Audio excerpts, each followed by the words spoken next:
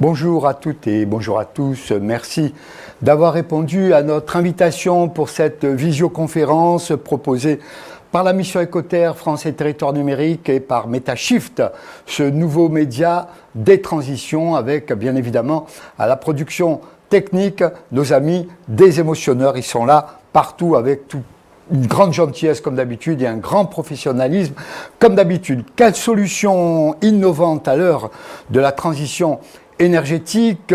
En effet, la transition énergétique est devenue un sujet déterminant et nécessaire lié au réchauffement climatique et à la situation actuelle. Cette transition ambitionne de favoriser et de valoriser notamment les énergies renouvelables. Comment les collectivités appréhendent-elles la transition énergétique? Comment nos territoires peuvent-ils allier nouvelles technologies et environnement? Quelle stratégie? Comment situer les énergies renouvelables, la décarbonation, les éoliennes? Peut-on désormais parler de transition énergétique citoyenne? Avec nous, des élus, la Banque des Territoires, Engie Solutions, venue nous proposer un décryptage sur le potentiel et les défis liés à la transition énergétique, les solutions innovantes, les retours d'expérience dans nos territoires. Avant de rentrer dans le vif du sujet, n'oubliez pas, vous qui nous suivez, vous pouvez poser vos questions à nos invités, à vos claviers, n'hésitez surtout pas. Alors, tout d'abord, si vous le permettez, un premier tour de table avec nos amis, ils sont là, ils attendent patiemment, sagement. J'aimerais vous poser cette question. En tant que citoyen, citoyenne, comment, en quelques mots, s'il vous plaît, comment vivez-vous la situation actuelle liée bien évidemment à la transition énergétique et à l'environnement? On va commencer, si vous le voulez bien, par Nicolas Desfachel. Nicolas, vous êtes vice-président de la communauté urbaine d'Arras, maire de Saint-Laurent-Blangy. Nicolas, merci d'avoir répondu à notre invitation. Alors Nicolas, en quelques mots, comment vous vivez cette situation? Bonjour Alain, bonjour à tous. Comme un citoyen, on a tellement confiant dans lequel il vit, et qui se pose énormément de questions au quotidien pour savoir comment faire en sorte d'adapter nos comportements par rapport à ces questions qui se posent à nous tous les jours. Merci Nicolas. Fatima El Ouazdi, adjointe au maire de Rueil-Malmaison, conseillère territoriale Paris-Ouest La Défense. Comment vous vivez cette situation actuelle en tant que citoyenne?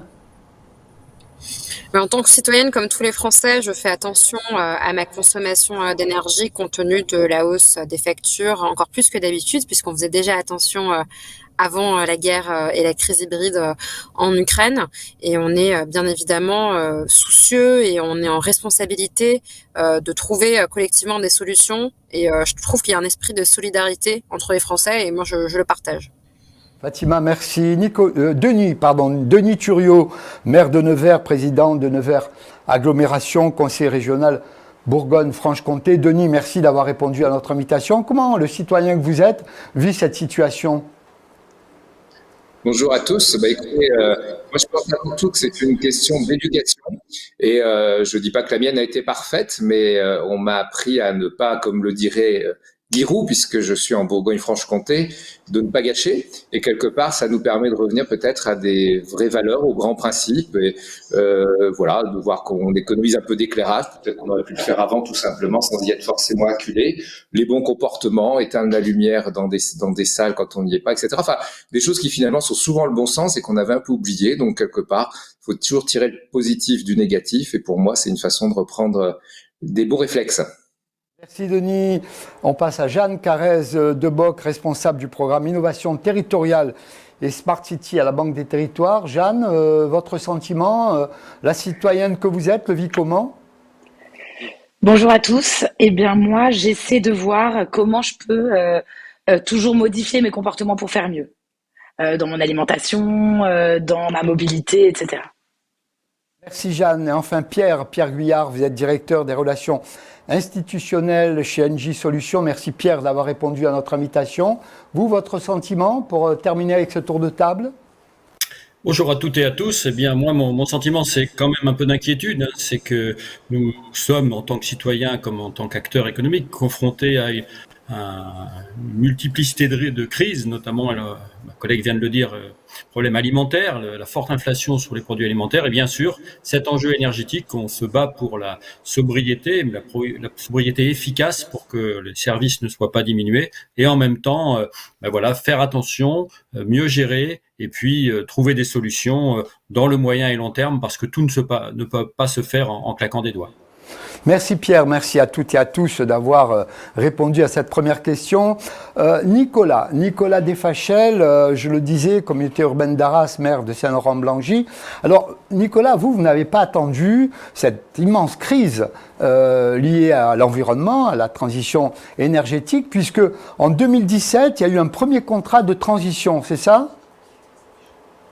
Oui, c'est exact. Oui, c'était la signature du premier contrat de transition écologique, effectivement, en 2017.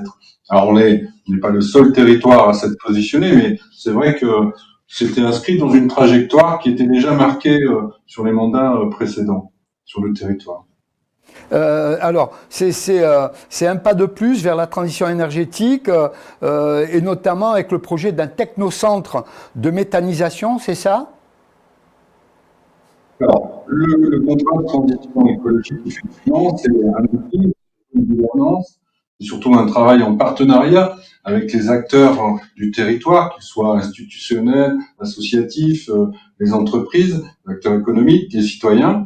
Et ce contrat prévoit à la fois des questions qui relèvent de l'usage, de la sobriété, de la diminution effectivement des dépenses énergétiques, mais aussi de la production énergétique. Et dans ce contrat, nous avons mis en avant la réalisation d'un dispositif qui s'appelle Eura-Métha. En fait, c'est un technocentre de la méthanisation. On voit que de plus en plus, sur l'ensemble des territoires, se développent les méthaniseurs, et notamment avec un dialogue très fort avec le monde agricole. Et cette disposition qui a été mise en place grâce à un financement européen et de la région des Hauts-de-France vise à créer un centre qui va nous permettre de définir de la technologie en matière de méthanisation, donc de réfléchir au process, puisque la plupart des process industriels viennent surtout de l'étranger, notamment de l'Allemagne. Donc là, on va avoir un outil qui va nous permettre de travailler sur ces questions. C'est quelque chose qui a été réalisé en partenariat avec les acteurs privés, notamment Engie est actionnaire, Veolia est actionnaire, le syndicat mixte des déchets, dont la communauté urbaine d'Arras est un des principaux acteurs, est actionnaire également. Et ça va nous permettre notamment de réaliser des études et d'analyser les questions d'utilisation des intrants, vous voyez, qui peuvent poser des sujets. La question des intrants, on sait que ça a pu poser débat. Voilà, le Eura-Métha, il est situé dans un écopole qui est au cœur du traitement des déchets. Donc en fait, on va être en filière très courte sur l'utilisation et la récupération des déchets pour les mettre dans le dispositif et faire du biogaz. Alors, ça nous permet... Merci. Je vous ai coupé, non, Nicolas ? Je disais que ça contribuait pour le territoire à participer au mix énergétique. C'est-à-dire avec l'énergie solaire, avec l'éolien, avec la méthanisation, avec le réseau de chauffage urbain, tout ça, ça contribue à la production. Puisque ce contrat de transition énergétique, c'est la sobriété, mais c'est aussi produire de l'énergie autrement. C'est ce qui est important. D'accord. Alors, sobriété énergétique, dépenses énergétiques, nos territoires bougent, nos territoires osent, nos territoires font. Et là, je me tourne vers Fatima El-Ouazdi à Rueil-Malmaison. Alors, à Rueil-Malmaison, comment résumer sur votre territoire la sobriété énergétique et comment Rueil-Malmaison réduit les dépenses énergétiques ? Bonjour Alain, donc merci pour cette question qui est assez dense puisqu'en fait on vit tous, toutes les collectivités, et on attend avec impatience, on va dire, la fin des débats parlementaires pour savoir quelles seront les aides et les compensations qui seront accordées aux collectivités de façon définitive. Mais c'est vrai que nous vivons tous un contexte où on fait face à des augmentations x4 de nos dépenses de fluide qui pourraient passer de 4 millions à 14 millions d'euros. J'ai eu l'occasion de le dire lors d'une précédente participation au sein de la mission Écoterre. Mais en fait, la ville de Rueil, elle a déjà, par ailleurs, depuis longtemps, commencé des actions en faveur de cette sobriété énergétique, c'est-à-dire qu'on n'a pas forcément attendu d'être en situation de crise au niveau international pour se dire, bah, on va faire des économies d'énergie. Donc, on s'y est déjà attelé par ailleurs. On a remplacé des chaudières, on a remplacé les lampes dans les candélabres dans les rues par des LED. On a un plan de transformation en cours d'investissement. Ça prend un peu de temps, bien évidemment. On peut pas tout faire la ville tout d'un coup. Mais on a déjà un tiers qui a été transformé. Par ailleurs, on aura l'occasion d'en reparler plus tard, je pense, mais on développe aussi des énergies renouvelables au sein de la ville avec de la géothermie urbaine.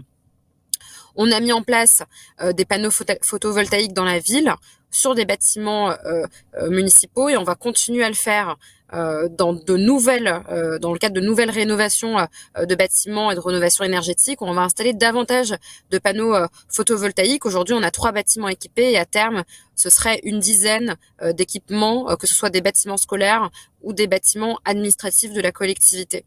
Et ça va courir jusqu'à 2026.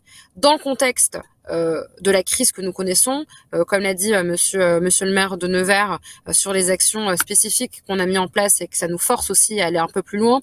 On a mis en place des solutions pour économiser l'énergie, mais par rapport à la facture énergétique qui est annoncée pour 2023, ça représente entre 500 000 à 1 million d'euros d'économie, donc ça permet de couvrir qu'une infime partie de la hausse des fluides. Néanmoins, il faut y voir aussi un côté très positif, c'est que ce plan d'action nous aidera aussi à atteindre les objectifs de réduction de 10% de la consommation d'énergie d'ici 2024, qui a été par ailleurs fixé par la loi, et à horizon 2050, ça nous permettra d'atteindre les 40% d'économie. Et on a mis en place deux grandes actions, c'est réduire la température qui est de chauffage des bâtiments municipaux, comme tous les Français. Le fait de réduire de 1 degré, ça permet de réduire par ailleurs de 10% la facture. Donc on le fait en bonne intelligence, bien évidemment, pour garantir aussi le confort, parce que faut rappeler que les villes accueille beaucoup d'enfants, soit dans les crèches, soit dans les écoles publiques, et que du coup, il faut faire attention à maintenir forcément des bonnes conditions d'accueil. Donc voilà, on maintient des températures au sein de nos écoles à 19 degrés, donc on la réduit déjà de 1 degré par rapport à ce qui est courant. Et pareil, dans tout ce qui est crèche, là on est plutôt à 20 degrés au lieu de 21 degrés. Puis après, il y a la question du chauffage de la piscine, la température des gymnases, et de tout cela. Donc on fait en sorte de réduire considérablement de quelques degrés les températures pour justement réduire d'autant plus avec un effet de levier nos factures. Et par ailleurs, on a bien évidemment aussi le sujet de l'éclairage public. On éteint en fait un candélabre sur 2 pendant la nuit, et par ailleurs, comme on est déjà passé en partie sur de la LED, ça nous permet aussi de réduire avec des économies d'échelle importantes. Et puis on parle beaucoup de Noël et on veut pas priver non plus les Rueillois de Noël, mais on va réduire la durée d'illumination pour faire des économies. On va passer originalement de 3 semaines à 15 jours, et un éclairage de nuit qui s'arrêtera le week-end à 23h au lieu de 5h du matin. Donc voilà, ça permet de faire 1h du matin. Ça permet de faire des économies considérables.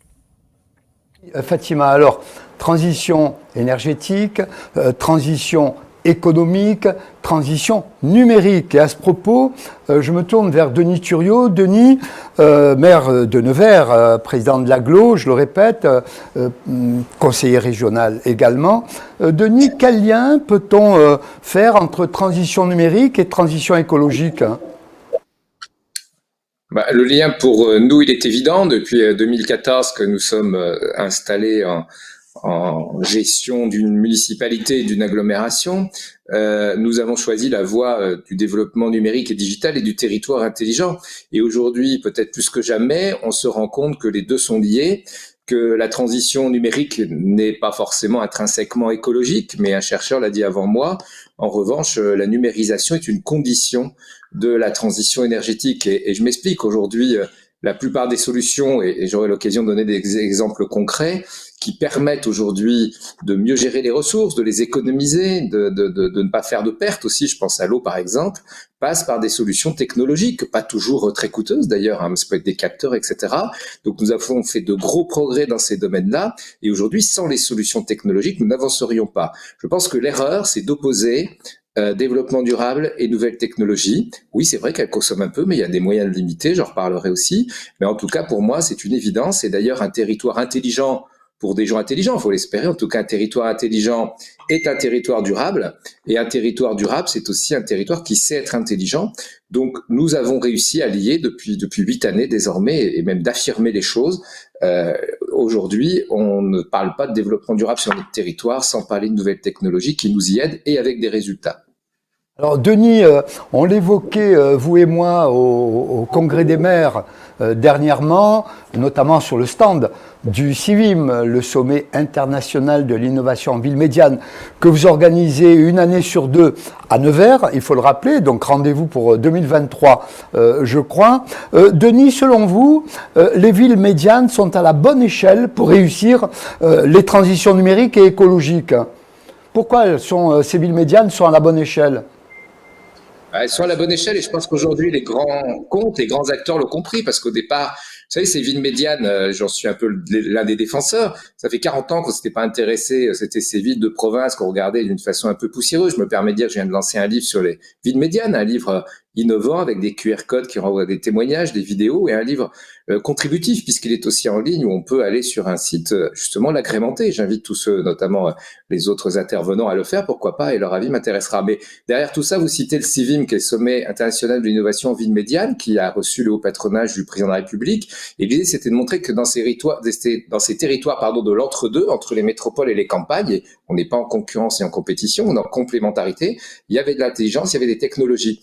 Et l'avantage, c'est qu'on est des villes à taille humaine, vous savez, ces villes entre 10 000 à 100 000 habitants, qui constituent presque la moitié de la population française, qui ont plus d'habitants au total d'ailleurs que l'ensemble des métropoles réunies, il faut pas l'oublier, ça a été trop longtemps oublié. Eh bien, ces villes, elles ont aussi leur part à fournir sur des solutions innovantes, de par la volonté des élus, mais aussi et surtout de par l'implantation de start-up, d'entreprises innovantes, etc.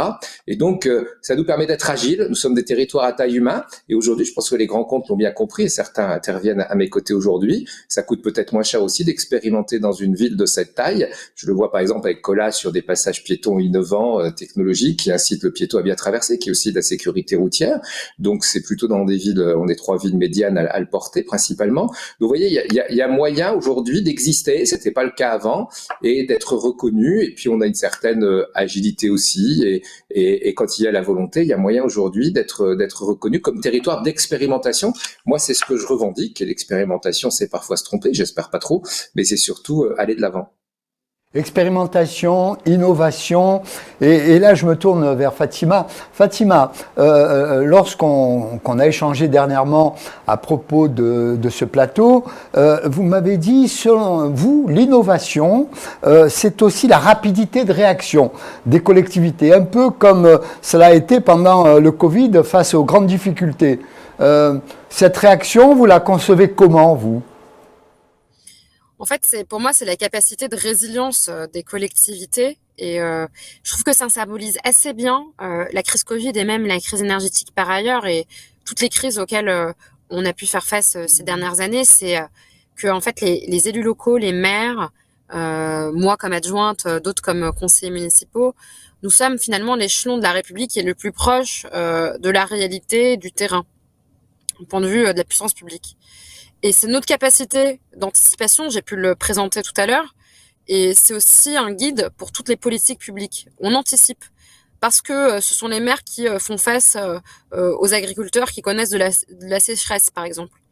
Ce sont les maires qui font face aussi en première ligne aux difficultés liées, par exemple, aux difficultés de chauffage, par exemple dans les logements collectifs de type social, où c'est nous qui sommes sollicités quand il y a des problèmes de chauffage, parce que les gens n'arrivent pas à payer les factures. Donc en fait, on arrive, je trouve, on a plus d'agilité que la puissance publique, que l'État, pour expérimenter de nouveaux services. Alors que la machine, elle, de l'État, elle peut peut-être prendre beaucoup plus de temps à avancer et à lancer des sujets. Donc, pour moi, c'est un sujet de confiance envers les collectivités locales. Mais on l'a vu par ailleurs pendant la crise du Covid avec la mise en place des centres de vaccination, la mise en place, par exemple, je pense à ma maison, de chaînes de solidarité avec une réserve citoyenne où des personnes ont cousu des masques, des blouses, sont allées distribuer des repas, etc. Et pour la transition écologique, moi, c'est ma conviction profonde qu'on ne pouvons avoir confiance dans les collectivités pour agir. Et par ailleurs, on continue à le faire et on est très mobilisés parce que on va pouvoir contribuer avec force aux objectifs de neutralité carbone de la France. Alors, merci Fatima. Jeanne Carrez de Bock pour la Banque des Territoires. Alors, innovation, numérique, écologie. En quoi le numérique peut-il être un levier pour la transition écologique et énergétique des collectivités? Double question. Et qu'avez-vous identifié à la Banque des Territoires? Alors nous, en fait, on a réalisé une étude sur les liens entre transition énergétique et écologique, hein. Je ne parlerai pas que de transition énergétique et le numérique. On a essayé de voir ce qu'il existait comme outil et on a vu que l'apport des technologies, en fait, peut agir sur 3 principaux leviers. Le premier, c'est la connaissance. Grâce aux technologies numériques, on peut capter de l'information et susciter les bonnes décisions. On pense bien entendu aux capteurs de la consommation dans les bâtiments de consommation énergétique qui permettent vraiment de faire des économies de consommation d'énergie et des économies de facture. On peut penser à Saint-Sulpice-la-Forêt, par exemple, qui dit qu'en 2 ou 3 ans, ils ont fait 20% d'économies grâce à ça. Et puis, il y a d'autres cas assez innovants qu'on a vus, des cas de jumeaux numériques. C'est encore en émergence, mais c'est des technologies qui sont assez prometteuses, donc de jumeaux numériques de la ville. Et j'ai 2 exemples. Strasbourg, avec son jumeau numérique, a réalisé un plan canopé. Et donc à intégrer toutes les données dont dispose la ville sur les réseaux, la hauteur des bâtiments, les équipements publics, etc. et à simuler les implantations de là pour créer une véritable trame verte. Et au Havre, pareil, eux, ils ont utilisé le jumeau pour permettre de simuler la montée des eaux et le recul du trait de côte. Et en fait, ont intégré ces résultats-là dans leur PLU. Le deuxième levier, c'est le pilotage en temps réel. Donc ça, c'est des outils de pilotage qui facilitent la maintenance prédictive des équipements. On a des alarmes qui remontent si on a une consommation anormalement élevée. On adapte la consommation d'eau au temps réel, etc., en fonction de l'humidité, etc. Et puis le troisième levier, c'est la mise en réseau. Et là, c'est la décentralisation des réseaux, tout ce qui est smart grid, qui permettent de réinjecter dans d'autres bâtiments le surplus de production d'énergie, etc. Et puis l'économie du partage aussi, même les plateformes de mobilité permettent quand même de réduire de la mise en réseau de covoitureurs, permet de réduire le nombre de voitures. Voilà pour la structuration un peu de ce qu'on a vu.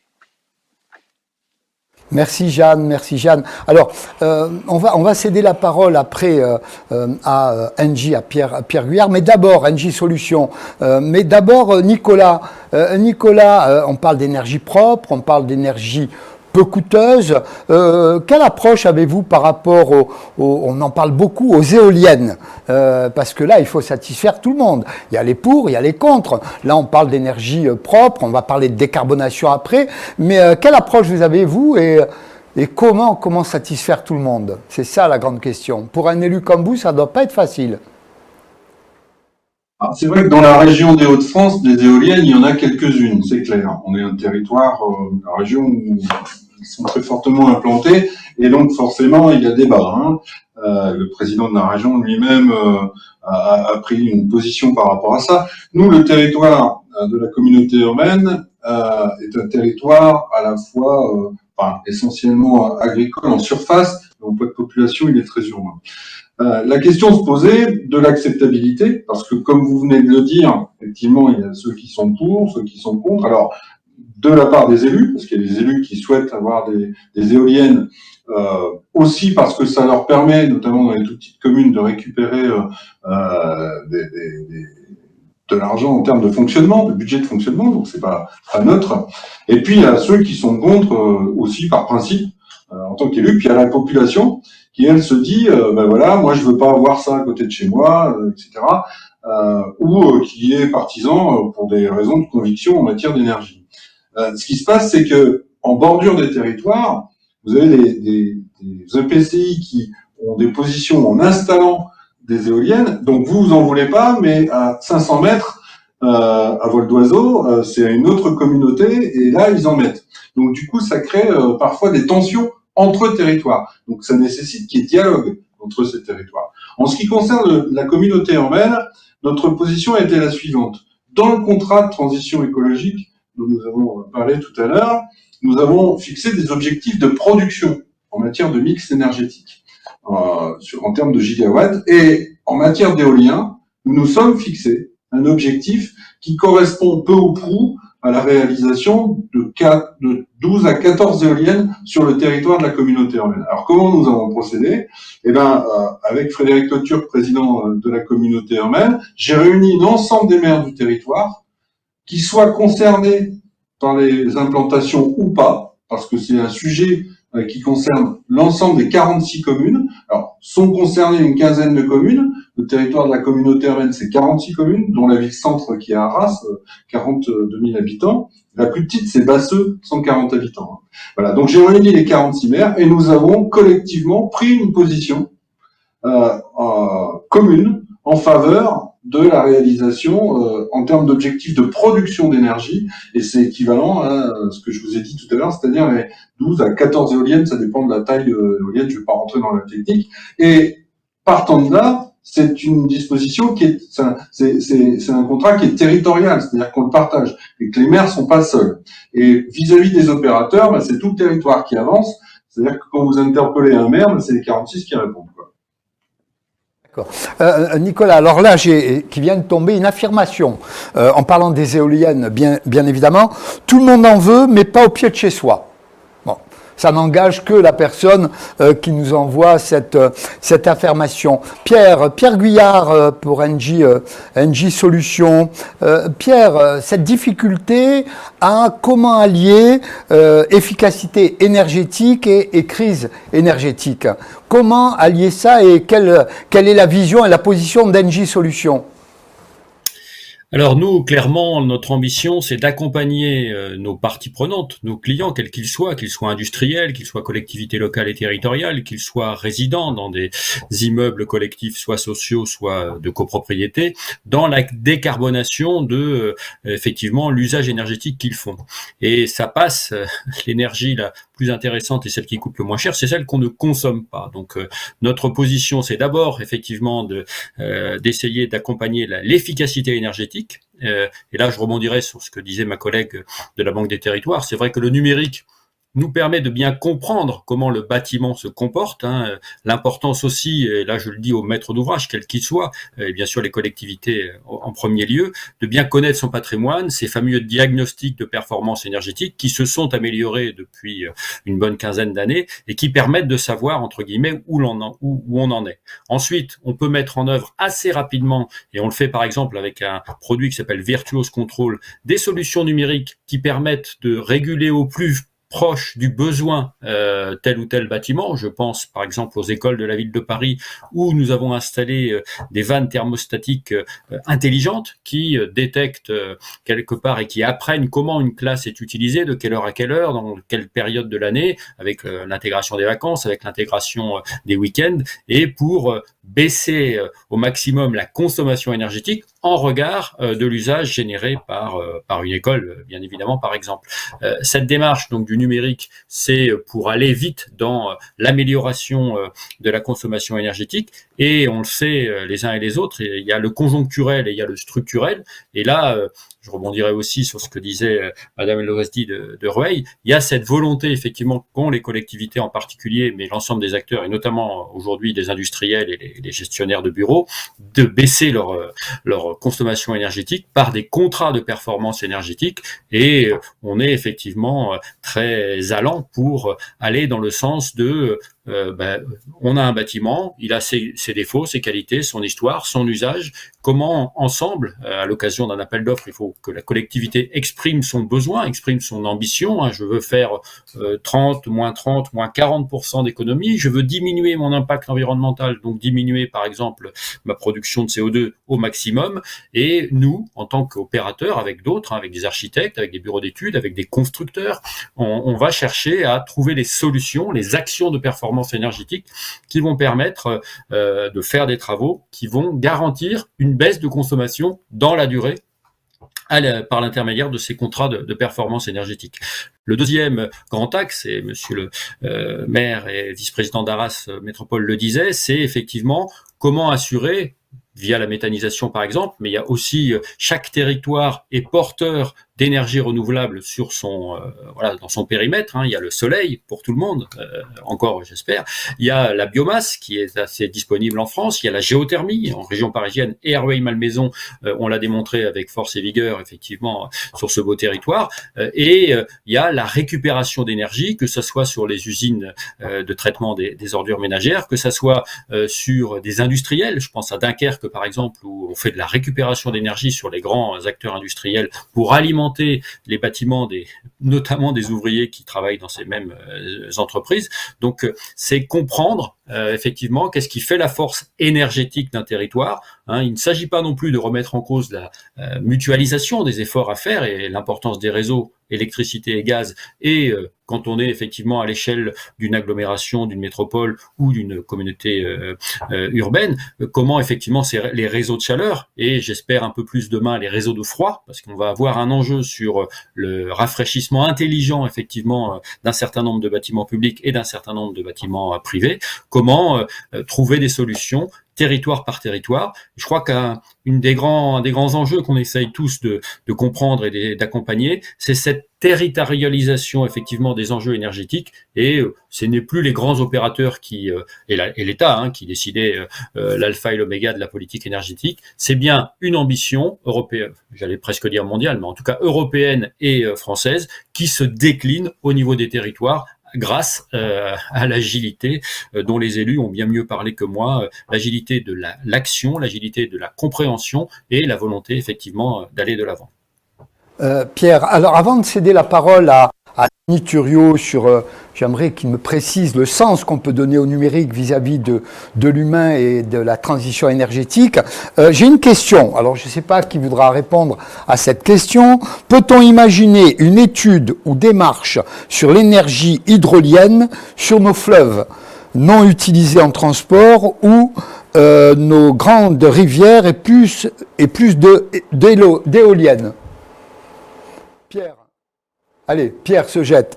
Peut-on imaginer une étude ou démarche sur l'énergie hydrolienne sur nos fleuves?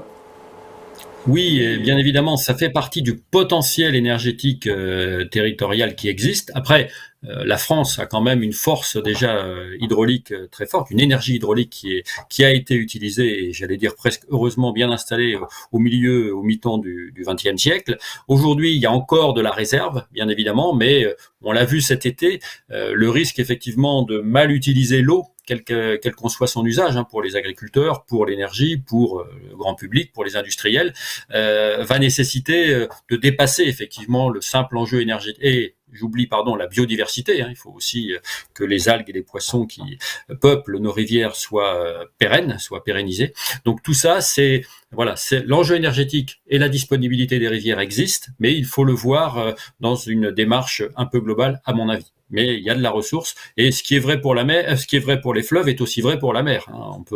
On a parlé d'éoliennes marines, mais il n'y a pas que l'éolien marin qui permet de produire de l'énergie avec la mer. Denis, je crois que vous vouliez apporter un... Denis ? Oui,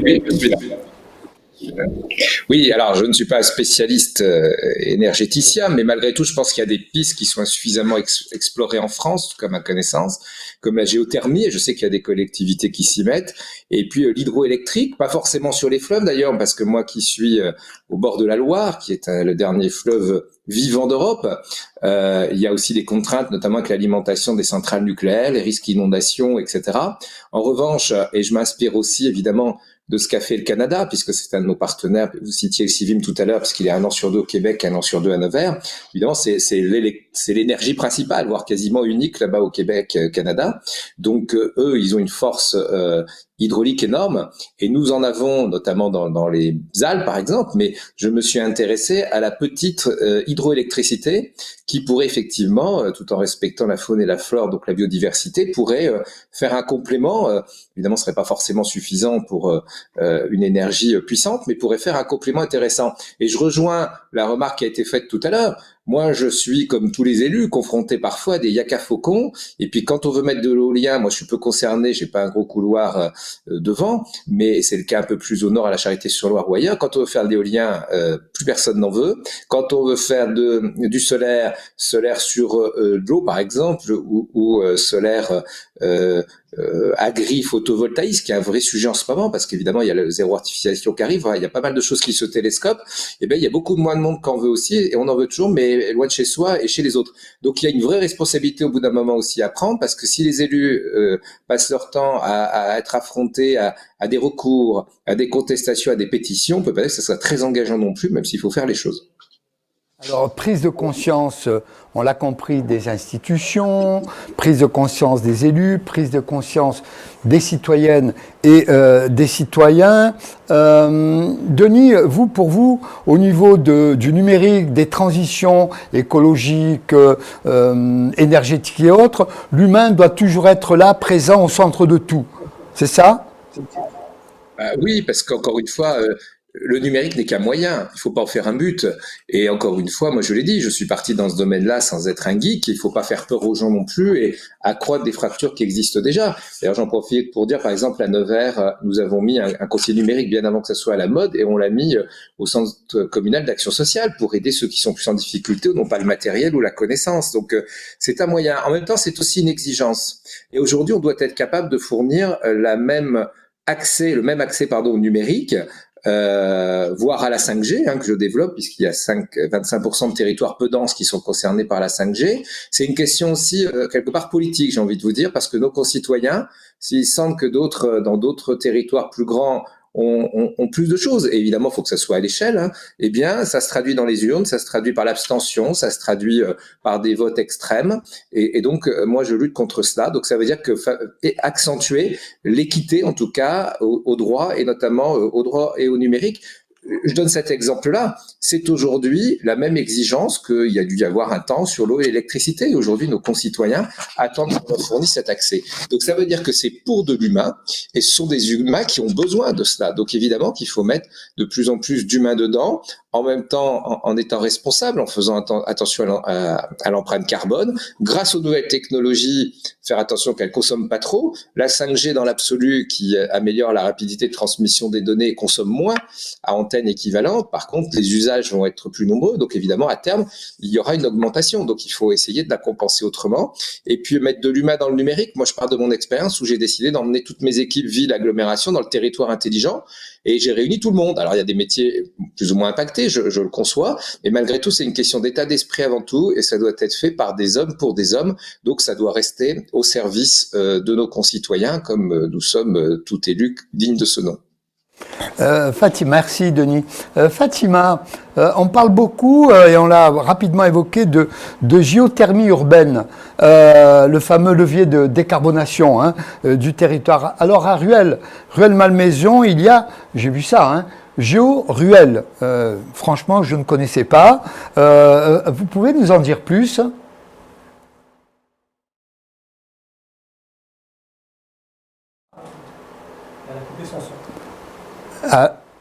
Je crois qu'on a un problème technique. C'est le direct. Fatima, on ne vous entend pas. Bon, on essaie de récupérer le son et on va enchaîner. On reviendra sur Fatima. On va enchaîner avec Jeanne.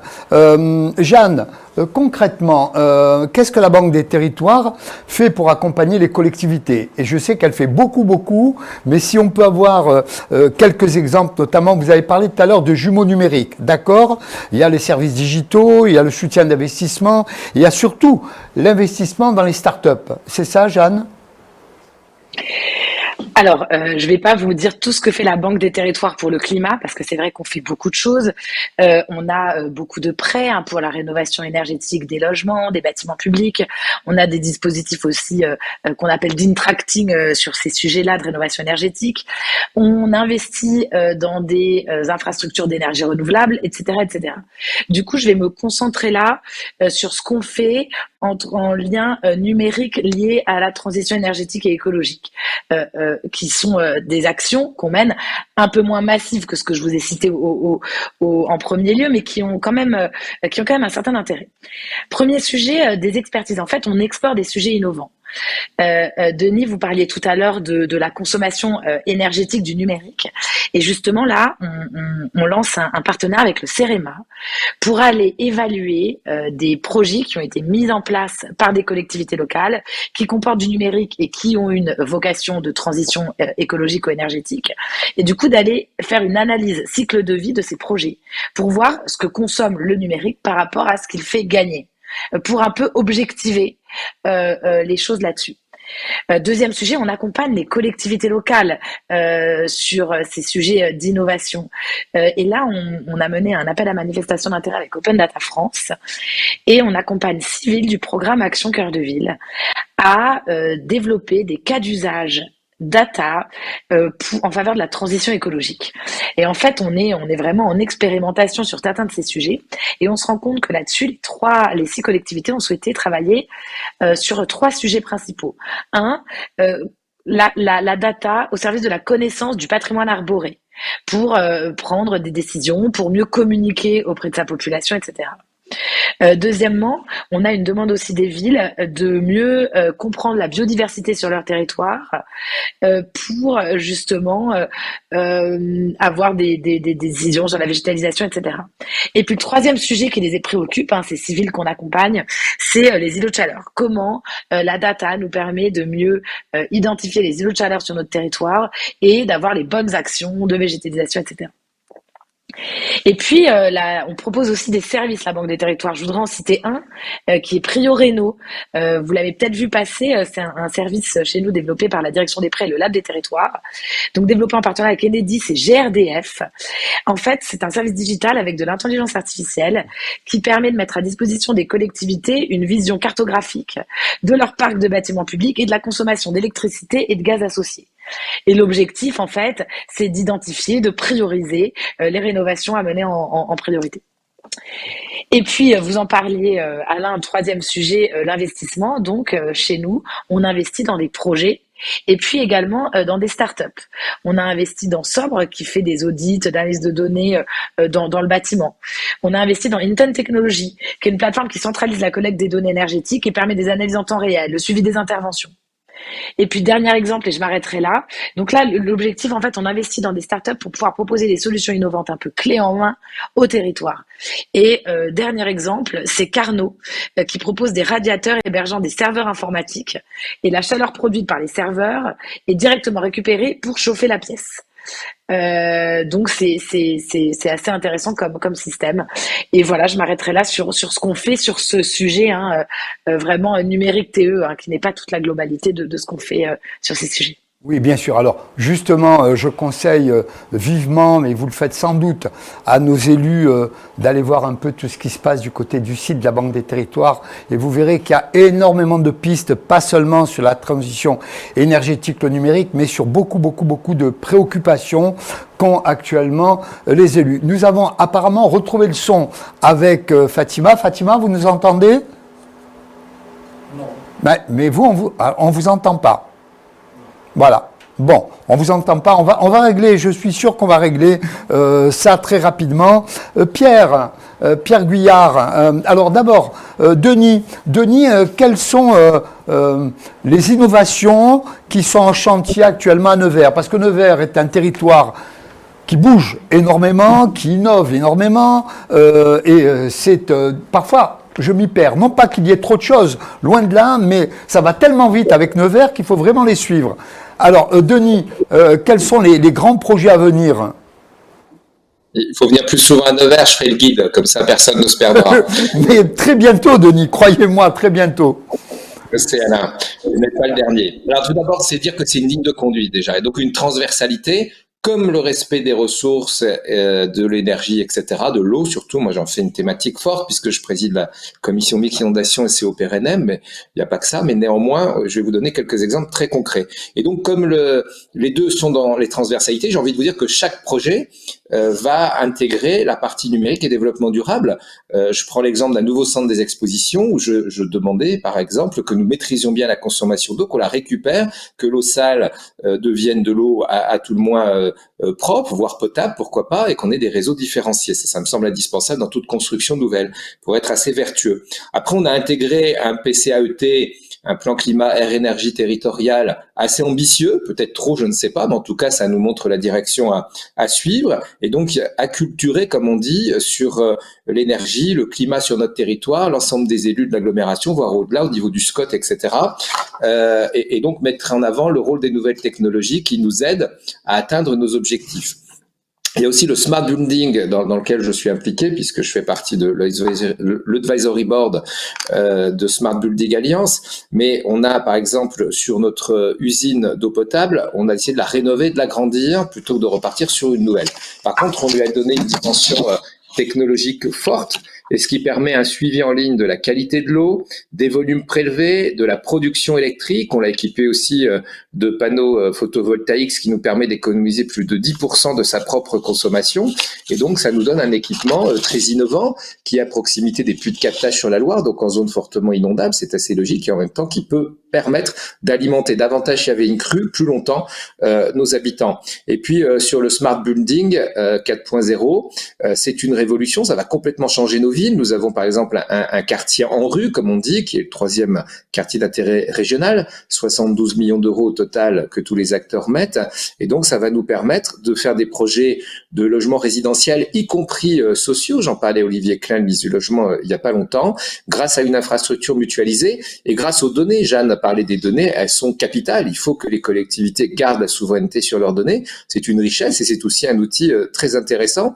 D'ailleurs, ce réseau des villes médianes innovantes que je porte, que ce soit en France ou à l'international, peut permettre les bonnes pratiques et les bons échanges, et on gagne du temps pour nos collectivités, notamment de travailler avec les bailleurs sociaux. Et puis, j'en suis fier, nous avons eu un prix à Cannes, alors pas tout à fait au festival, mais au Palais des Festivals de Cannes, avec le groupe Lacroix grâce à l'intelligence artificielle, puisque nous avons mis en place une solution technologique assez unique en France et en Europe, et on la trouve peu développée dans le monde, pour notre région de Nevers agglomération. Et donc, ça s'inscrit pleinement dans la démarche du territoire intelligent. Donc, ça nous permet, et je vais vous en donner des vertus, c'est de l'intelligence artificielle, mais comme je dis, il vaut mieux de temps en temps un peu d'intelligence artificielle qu'être artificiellement intelligent. Donc, ça nous permet d'économiser drastiquement l'eau, donc lutter contre le gaspillage d'eau potable. Quand j'ai été élu en 2014, par exemple, entre une fontaine et une piscine hors d'âge, on perdait 100 000 euros par an minimum de fuite d'eau, pas la consommation. C'est comme si on mettait 100 000 euros dans les caniveaux. C'est inconcevable. Donc, on s'est mis très sérieusement là-dessus. On a gagné aussi en efficacité dans la maintenance de l'outil, limiter aussi la dénaturation des sols, la consommation d'énergie non renouvelable et les émissions de CO2. Vous voyez que c'est très virtuel, c'est très vertueux plutôt, et pas virtuel, mais bien réel. Et donc, cette solution analyse avec l'intelligence artificielle en temps réel toutes les données qui sont fournies au niveau de l'infrastructure de l'eau, détecte les anomalies, les trie et gère par priorité celles qui sont le plus nuisibles. Donc cette technologie-là, on l'a travaillée pendant un moment, et aujourd'hui, je peux vous dire qu'on a un rendement hydraulique du réseau d'eau potable qui a été augmenté de 15%, c'est-à-dire que nous atteignons 90%, ce qui est un chiffre assez extraordinaire. Je rappelle que la moyenne en France, c'est 75%, et donc voilà à quoi sert cette technologie qui nous place aujourd'hui parmi les meilleurs élèves français. Et en plus, nous préservons en ressources d'eau 200 000 mètres cubes d'eau chaque année, ce qui correspond à la consommation annuelle d'une commune de 4 000 habitants. Et nous économisons 130 mégawatts-heure d'électricité en production. Donc vous voyez qu'on est sur tous les côtés, l'eau, l'énergie électrique, et on redonne quelque part aussi des ressources aux autres en étant particulièrement vertueux.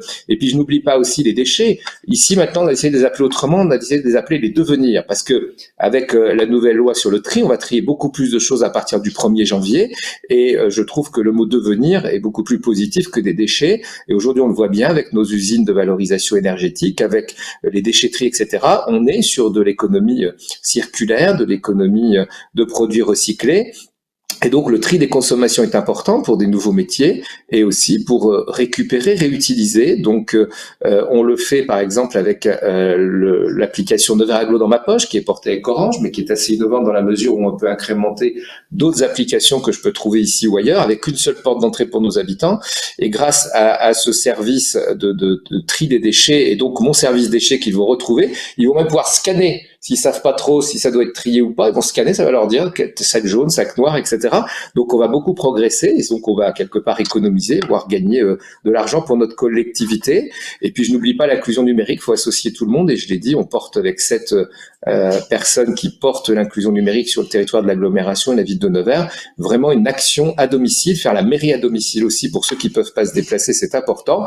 Et cerise sur le gâteau, nous venons d'avoir depuis une dizaine de jours, nous sommes la première ville en France à avoir obtenu le label du numérique responsable, comme quoi on peut porter l'innovation technologique tout en respectant l'environnement. C'est un peu le symbole qui est porté par notre arbre connecté. J'ai vu qu'il avait l'honneur d'un ouvrage scolaire chez Hachette, l'ITRI, qui vient d'Israël, qui est franco-israélien. Et l'ITRI, c'est l'arbre à palabres, c'est l'arbre solaire qui produit de l'eau fraîche grâce au solaire et en même temps qui fait borne Wi-Fi, recharge de portable, de vélo. C'est ça le développement durable, responsable. On ne s'interdit pas la modernité, mais on fait attention à l'environnement. On l'a bien compris, des territoires énergiques dans la transition énergétique, la Bourgogne-Franche-Comté avec Nevers, les Hauts-de-France avec Arras et Saint-Laurent-Blangy, et puis j'espère qu'on a retrouvé le son. L'Île-de-France avec Rueil-Malmaison. On n'a pas retrouvé le son, c'est ça ? On me dit non. Bon, alors on va continuer, je sais, elle est là, présente je crois, ou peut-être pas, j'en sais rien. Mais de toute façon, je vais proposer à Fatima de nous faire un petit article sur le site de la mission Écoterre sur justement qu'est-ce que le GéoRuel, qui parle notamment des géothermies urbaines. Pierre Guyard, oui, ben voilà, Pierre, voilà. Ça tombe bien puisque si Fatima ne peut pas reprendre la parole, la pauvre, on est le partenaire pour la géothermie de Rueil-Malmaison, donc j'en dirai quelques mots et si elle peut revenir, elle en parlera encore mieux que moi. Mais l'idée, effectivement, je le disais tout à l'heure, c'est avec chaque territoire, avec chaque ville et au-delà de la ville, la communauté de communes, la communauté d'agglomération, la métropole, la communauté urbaine, trouver effectivement les ressources énergétiques qui permettront de produire l'énergie dont les citoyens auront toujours besoin, le moins possible, mais on aura tous toujours besoin d'énergie pour vivre et survivre. Donc, trouver, et il se trouve qu'à Rueil, on avait déjà fait historiquement un écoquartier dans le cadre du développement urbain de Rueil-Malmaison et de la refondation urbaine. Et nos experts géothermie nous ont démontré, et puis quelque part on l'a proposé à la ville, d'aller plus loin et d'aller chercher cette ressource souterraine. Vous savez qu'on a la chance en Île-de-France d'avoir une nappe qui est à pratiquement 80 degrés, à moins de 1000 mètres à peu près du sol, en fonction des différentes altitudes des villes. Et cette chaleur, on l'extrait du sol pour effectivement alimenter horizontalement les résidences, les habitations qui existent.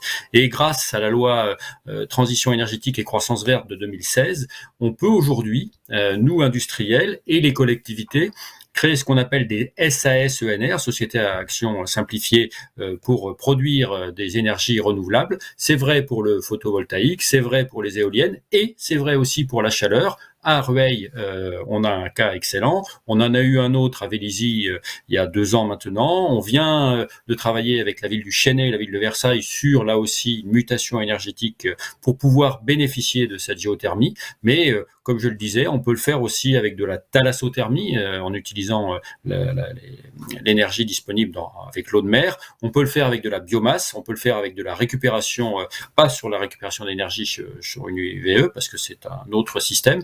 Mais en tout état de cause, aujourd'hui, je voulais aussi insister là-dessus, les outils de l'achat public et du partenariat public-privé, dont on sait qu'il a parfois fait l'objet de débats, mais clairement, aujourd'hui, ces outils existent et j'adjoindrai à la ville ou la communauté et à l'opérateur que nous pouvons être, par exemple, les citoyens qui eux aussi peuvent prendre part, en termes d'acceptabilité, c'est même mieux, prendre part à cette volonté d'avancer ensemble et en bénéficier à la fois en coût énergétique faible et en même temps, parce qu'il y a parfois des recettes dans ces SAS et un peu de bénéfices, faire du partage de bénéfices au niveau du territoire.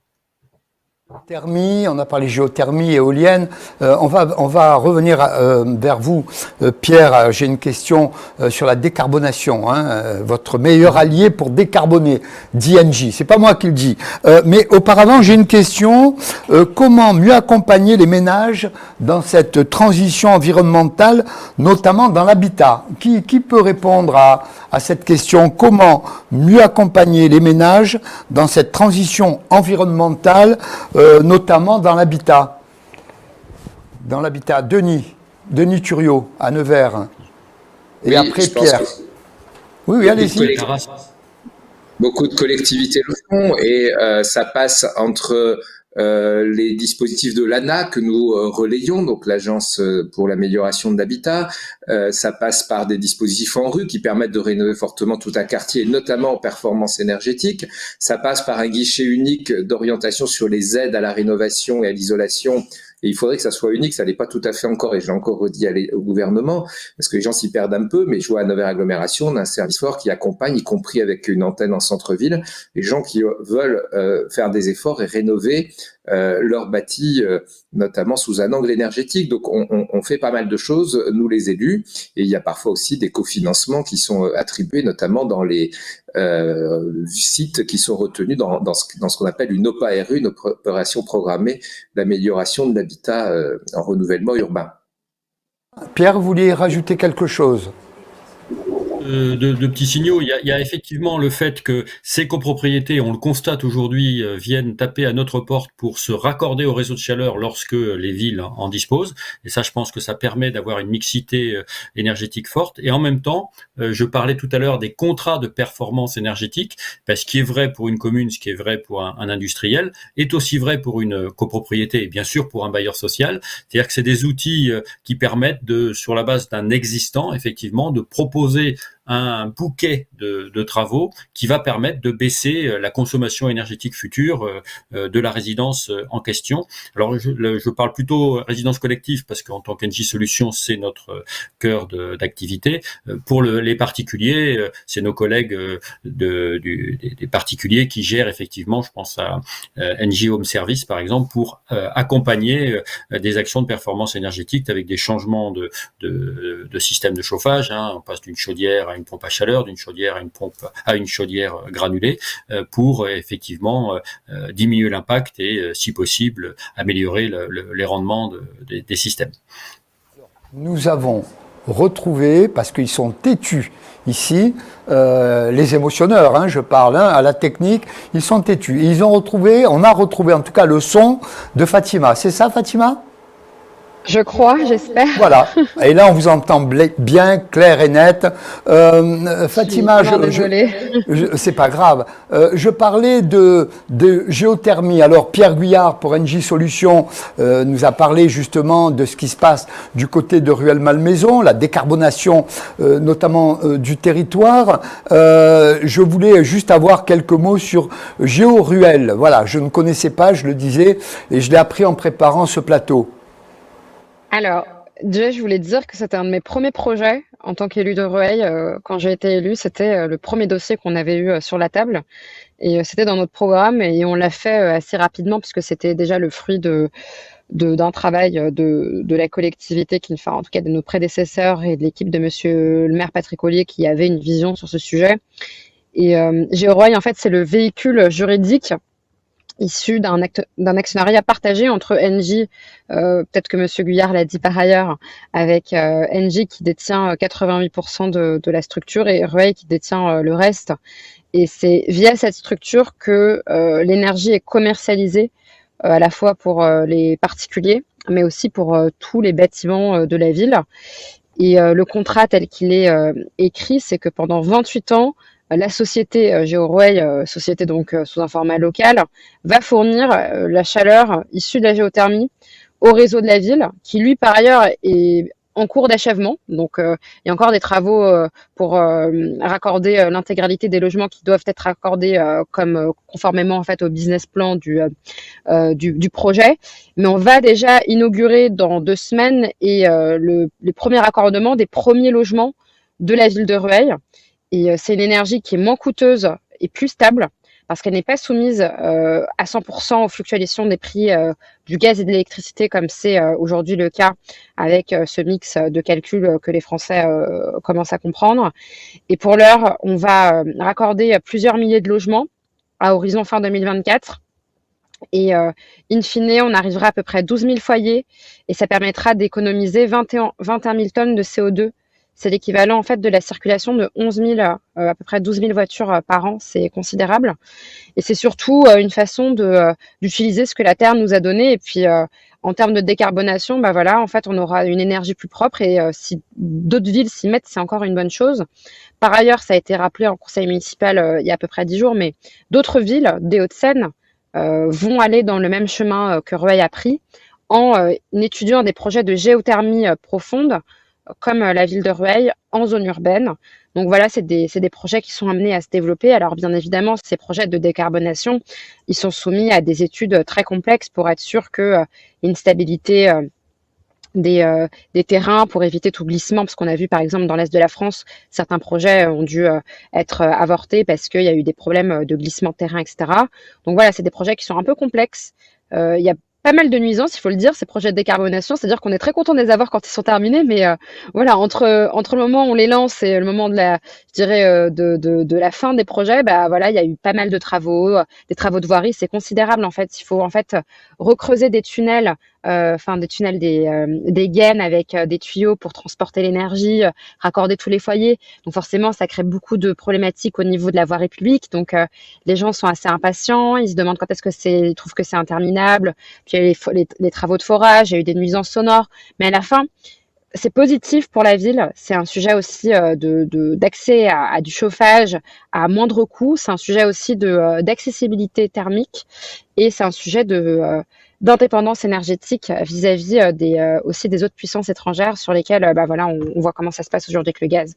Mais c'est ça la souveraineté de la France, c'est les stratégies de décarbonisation des territoires. Et là encore, je voudrais saluer l'action du maire Patrick Ollier, mais aussi de nos partenaires représentés par M. Guyard, Engie et Engie Solutions, pour ce projet qui fait la fierté de la ville de Rueil. Public, privé, ça fonctionne et ça fonctionne même très bien. On a 3 élus là, on parle beaucoup de co-construction citoyenne, que ce soit pour la transition énergétique ou autre. Là, je m'adresse d'abord et après, je voudrais avoir le sentiment de Fatima et de Denis sur les consultations, les constructions, les co-constructions citoyennes. Nicolas Desfachel, comment faire accepter quand on est un élu, et ça vaut pour Fatima et pour Denis, ces grands bouleversements par les oppositions souvent politiques et par les populations? Comme toutes nos politiques publiques à l'échelle des collectivités, on passe par le dialogue. C'est une pratique courante que nous avons. Il est certain, Fatima vient de le rappeler, on est souvent dans des projets qui sont sur le temps long. Donc, il faut avoir une capacité de se projeter et de voir ce qui va se passer demain, voire après-demain. Et forcément, il y a des nuisances entre le demain et l'après-demain. Donc, ça nécessite un dialogue, d'autant que bien souvent, la personne considère que oui, c'est bien, mais moi, c'est pas pareil. Ou alors, comme il avait été évoqué tout à l'heure, pas à côté de chez moi.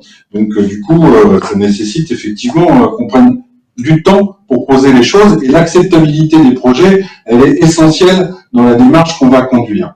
Parfois, on est surpris, parce que ça peut être aussi des remarques ou des observations qui donnent lieu à des projets. On parlait tout à l'heure de l'hydraulique.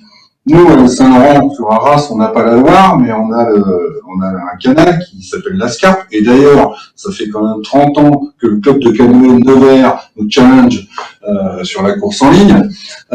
Et il y a à Saint-Laurent un stade d'eau vive qui a été réalisé, donc on peut faire du rafting. Vous voyez, en plein cœur du Pas-de-Calais. Et il y a des personnes qui sont venues nous voir en disant pourquoi vous mettez pas une station hydraulique de production d'énergie.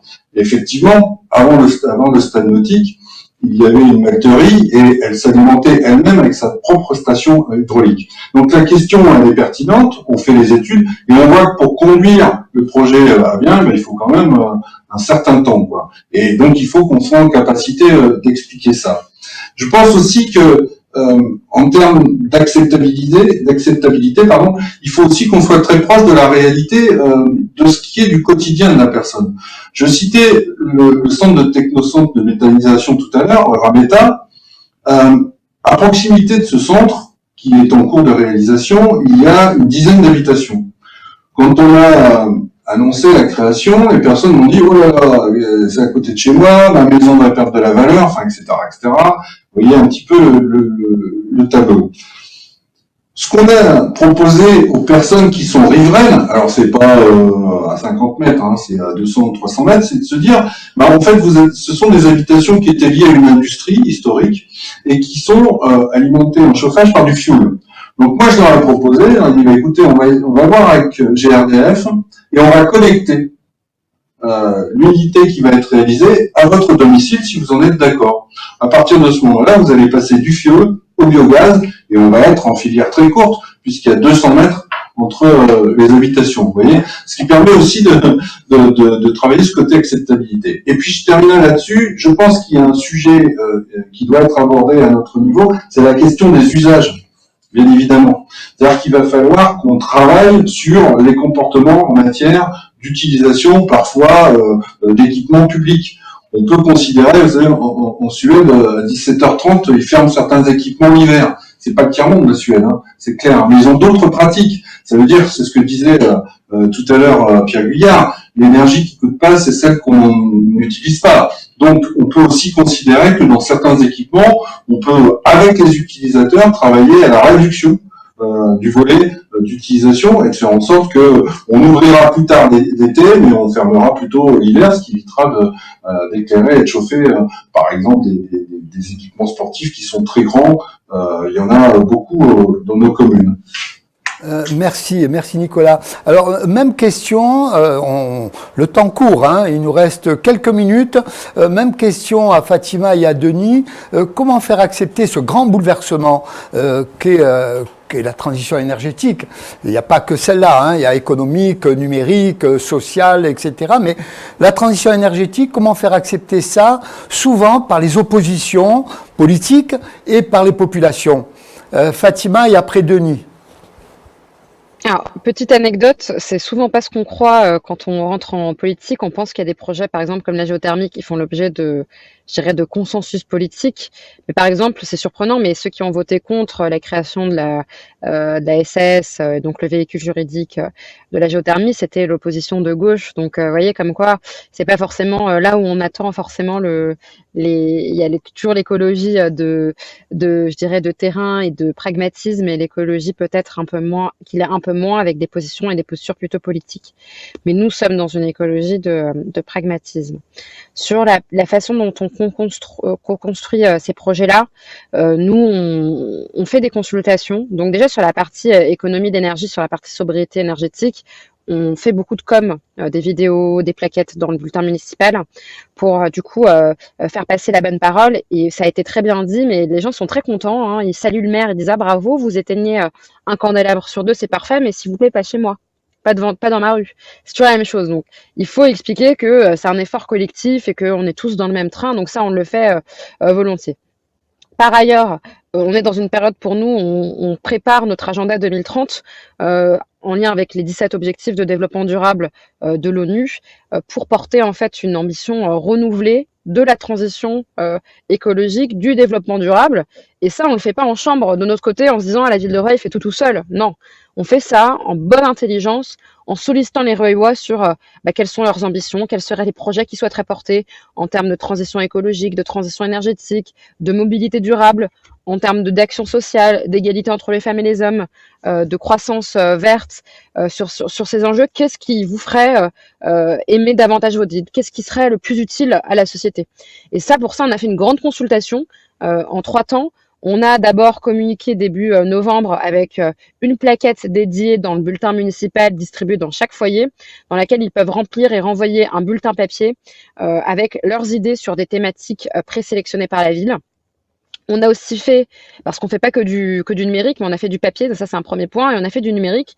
Sur notre plateforme citoyenne J'aimerais, je participe, on a mis en ligne un questionnaire pour échanger sur 5 thématiques sélectionnées avec l'implication de tous les Rueillois. Et enfin, on a fait 2 ateliers la semaine dernière, en mairie centrale et à l'extérieur au marché du centre-ville, pour demander aux Royois quelles seraient leurs idées. Et du coup, voilà, ils pouvaient venir écrire des post-it et les coller sur des panneaux. Et c'est le fruit de consultation qui va ressortir dans une étude, un agenda 2030, qui lui sera soumis, toutes ces idées seront soumises à bien évidemment vérification, faisabilité technique, faisabilité juridique, faisabilité financière, parce qu'on est aussi dans des budgets qui, malheureusement, vous le savez, qui sont contraints. Il y a des subventions, bien évidemment, qu'on peut aller récupérer, mais ce que je veux dire, c'est qu'on teste que ce soit bien pertinent.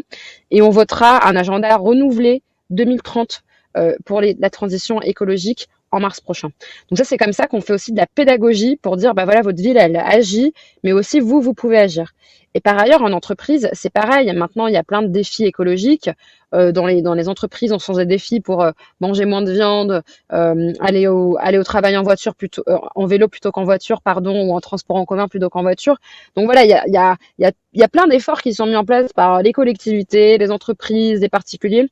Et tout ça, ça permettra de fournir les efforts nécessaires pour atteindre une neutralité carbone à horizon 2050.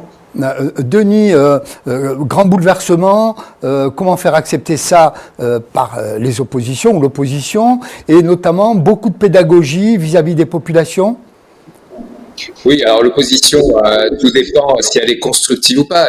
L'opposition dogmatique, de toute façon, si on fait blanc, il faut faire noir et l'inverse. Donc, c'est pas seulement ça. À partir du moment où on a la légitimité d'une majorité, on doit avancer sur nos territoires. Je prends l'exemple, pour le coup, sans faire de dogmatisme. Regardez aujourd'hui, à force d'avoir bloqué le développement du nucléaire, nous ouvrons 2 centrales à charbon pour chauffer les Français. C'est-à-dire qu'avec une écologie bloquante, on revient à faire encore plus de CO2. Donc c'est aberrant. Alors, pour en revenir à notre sujet, évidemment que nos concitoyens sont, comme nous qui le sommes aussi quelque part, mais on a un devoir d'agir dans la crainte du demain. Et moi, je considère qu'il faut éliminer peut-être le mot transition. Les transitions sont quelque chose d'éphémère. Aujourd'hui, on est dans de véritables transformations. On est vraiment dans un 21e siècle qui change profondément les choses. Et je pense qu'il faut avoir une vision globale. Vous parliez tout à l'heure de transition numérique, transition environnementale, transition énergétique, changement d'habitude, changement de comportement.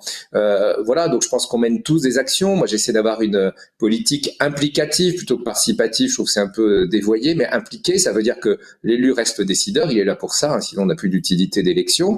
Par contre, on essaye d'être en phase avec notre projet tout au long de notre mandat, de l'adapter et d'écouter les gens. Et donc faire de la politique implicative, c'est sur des sujets dans la mesure où on peut leur présenter des choses, parce que aussi la règle des marchés publics, on a le droit de les associer au maximum.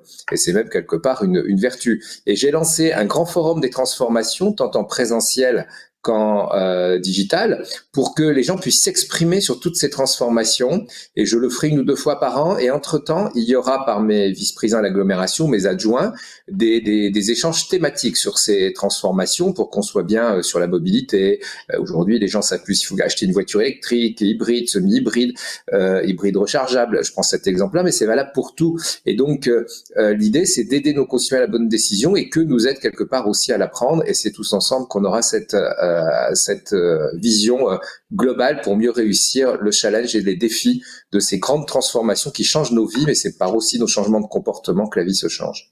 Merci Denis. Alors il nous reste très peu de temps avant de conclure et de faire encore un dernier tour de table. La question qui tue, elle s'adresse à Pierre Guyard. Je le regarde bien dans les yeux, Pierre. Est-ce que nous aurons des coupures d'électricité et de gaz? Rapidement, s'il vous plaît, Pierre.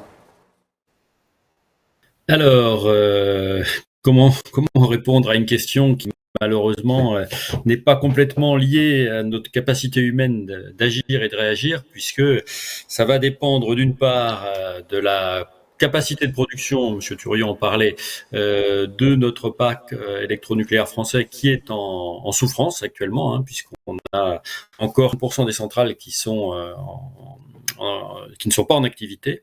Je vais être rassurant pour le gaz, puisque là, à la demande de l'État, les stockages de gaz ont été massivement remplis au printemps et au début d'été 2022. Donc, on devrait passer, sauf vraiment catastrophe climatique en termes de température pendant une très longue période, on devrait passer l'hiver assez facilement pour la partie chauffage gaz. Pour la partie électrique, je suis un peu moins compétent pour pouvoir y répondre. Hein. fait de l'électricité en production chez Engie, mais on n'est pas effectivement maître de la capacité du réseau et malheureusement, vous savez qu'il n'y a pas de stockage. Donc, un peu de vigilance. Il sera important de continuer d'être sobre, tous à la fois collectivement et individuellement. On a un peu plus de crainte, je dois le dire en toute transparence, sur la période 2023-2024, parce que si cette horrible guerre ukraino-russe continue, c'est vrai que les capacités de nos pays, de la France en particulier et de l'Europe en général, à capter le gaz GNL pour l'Europe, nécessite une bagarre économique pas simple avec les autres utilisateurs et en particulier asiatiques. Donc, pas trop de crainte pour cet hiver 2022-2023, un peu plus de crainte pour l'année d'après. Merci Pierre. Alors, vous avez 15 secondes, pas plus pour conclure. J'ai l'impression qu'on est vraiment passé, concernant en tout cas la transition énergétique, on est passé du temps de la parole au temps de l'action. Pierre, rapidement, et puis on va refaire ce tour de table, mais vous avez vraiment quelques secondes parce que je vais me faire gronder. Voilà, et je me fais déjà gronder, on a dépassé de quelques minutes. Pierre. Non, on est dans Pierre. les... Moi, ce que je vais dire, faites du conjoncturel, ça c'est la sobriété et donc la connaissance de ces consommations pour les limiter au maximum, et faites du structurel, c'est-à-dire relancer, étendre les réseaux de chaleur qui existent et qui ont un mix énergétique avec un maximum d'énergie renouvelable, géothermie, la biomasse, le solaire, et voilà, pour faire bénéficier vos concitoyens effectivement d'une énergie locale, disponible, accessible et encore aujourd'hui et largement aujourd'hui compétitive. Merci Jeanne. Alors nous, aujourd'hui, la Banque des Territoires et plus globalement le groupe Caisse des Dépôts sont complètement tournés pour œuvrer en faveur de la transition énergétique et écologique des territoires. Et on a même, en fait, le groupe s'est doté d'une nouvelle raison d'être qui est, je vais pas vous la lire totalement, mais qui est que le groupe Caisse des Dépôts s'engage au cœur des territoires pour accélérer la transformation écologique et pour contribuer à offrir une vie meilleure pour tous et pour toutes. Pour toutes et pour tous. Et du coup, en fait, vraiment, nous, on lance là un grand plan pour accompagner les collectivités locales sur l'adaptation au changement climatique, sobriété foncière, etc. En fait, nous, pour agir, vraiment, là, l'objectif, c'est que nos actions se concentrent sur ces sujets-là. Denis ? Bien sûr qu'on est dans le temps de l'action, on l'est pour nos propres collectivités, parce que d'abord, il faut qu'on fasse face avec nos budgets, ce qui n'est pas simple, même s'il y a des aides. Et puis ensuite, nos concitoyens attendent de nous qu'on agisse dans tout domaine, et c'est la difficulté d'être élu, c'est porter beaucoup de politiques publiques en même temps. Et aujourd'hui, elles sont toutes liées au numérique et aussi aux énergies. Donc, quelque part, c'est encourageant, et nous sommes en train de sauter un mur, et on ne sait pas sur quoi on va retomber, mais à nous d'anticiper. Fatima ?